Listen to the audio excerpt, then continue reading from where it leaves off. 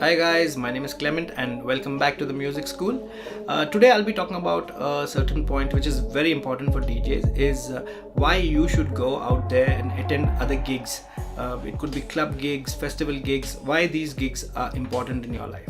Well, building network is the most important scene even in our industry. So while you're attending some of the biggest gigs, you will meet the biggest promoters, DJs, and everyone linked in the music industry at such gigs.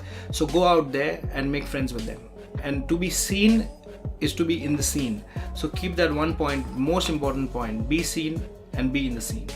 It's also important as a DJ for you to attend other DJs gigs to just know the trends, the techniques that they're using, how well do they use all the gear provided to them, and also to learn the do's and the don'ts. You always learn something out of an event, so it's very important to break out of your regular schedule and go attend another event. Well, stay connected with me on our social media, and I really hope that you guys like our videos that we put up over here, and I'll catch up with you soon.